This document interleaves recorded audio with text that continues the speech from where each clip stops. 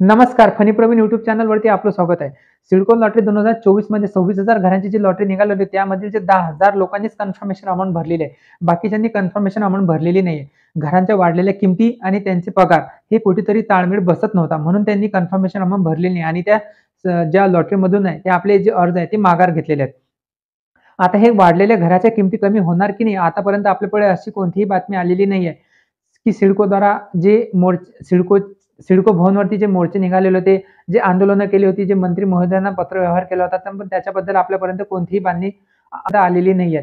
पण दिनांक आज 23 जुलै जी दैनिक लोकसत्तामध्ये एक बातमी आलेली आहे, की जे आता राहिलेली जी घरे आहेत, ते घरे विक्रीसाठी आता सिडकोद्वारा नवीन मोर्चे बांधणे सुरू झालेले आहेत.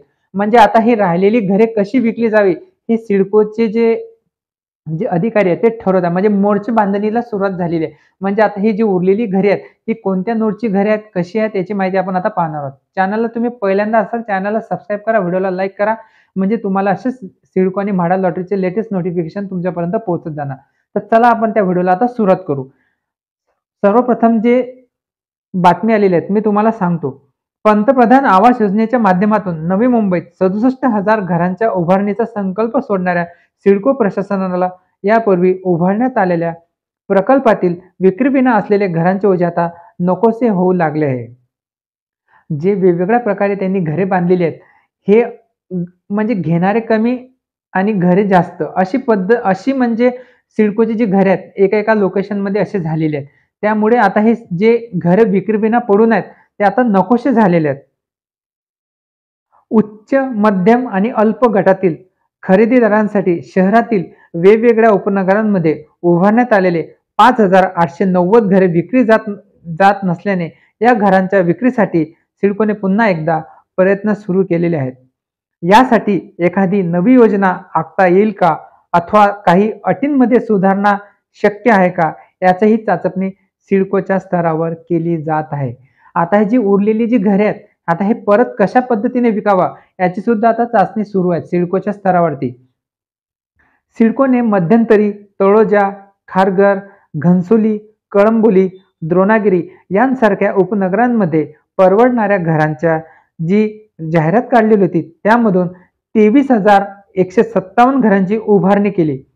याशिवाय 1 BHK आणि 2 BHK आणखी 67,000 घरांच्या उभारणीची योजनाही सिडकोने हाती घेतलेली आहे.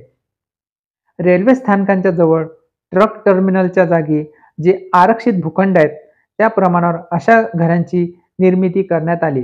जसे की जे खारघरला ट्रक टर्मिनल्स आहेत तिथे पण झालेले आहेत, पनवेलला ट्रक टर्मिनल्स आहेत तिथे पण मागच्या लॉटरीमध्ये जी ॲड आलेली आहेत 26,000 घरांच्या मध्ये, या असे जे राखीव भूखंड आहेत तिथे त्या घरांची उभारणी झालेली आहे. यापैकी 25,723 घरांच्या विक्रीसाठी सोडत प्रक्रिया ही मध्यंतरी राबवली. वाढीव किमतीमुळे या घरांना खरेदीदारांचा म्हणावा तसा प्रतिसाद मिळाला नाही. असे असले तरी ही घरे आणि वसाहती सर्व सुविधांयुक्त असा दावा सिडको वारंवार करत आहे. जवळपास 3 ते 4 महिने झाले सिडकोच्या वाढलेल्या ज्या किमती आहेत ते कमी व्हाव्या याच्यासाठी मोर्चे, आंदोलने, निदर्शनं, जे पत्रव्यवहार केलेले आहेत, एवढं सारं करून सुद्धा सिडकोच्या घराच्या किमती ह्या म्हणजे वाढलेल्या आहेत, त्या कमी झालेल्या नाही आहेत. तरी सुद्धा सिडकोद्वारा ह्या कमी कधी होणार याची सर्वांना उत्सुकता लागलेली आहे.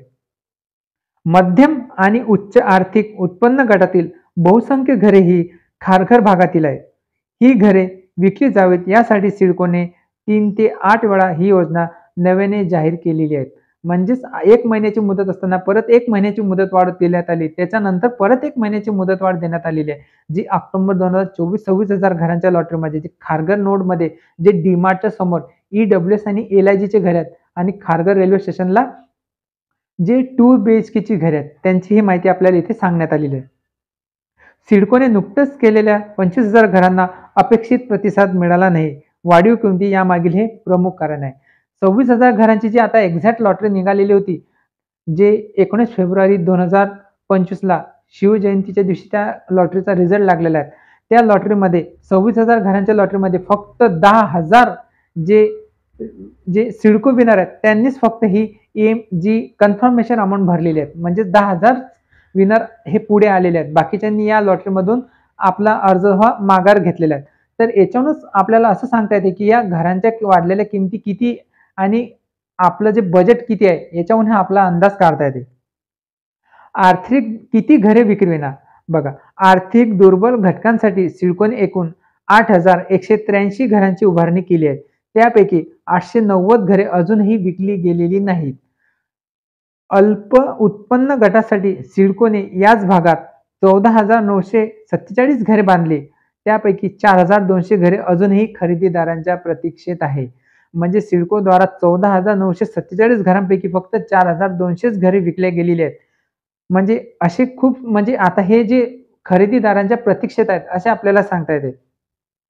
जे तळोजा सेक्टर 34 या भागात सिडकोने सर्वाधिक घरांची उभारणी केलेली आहे.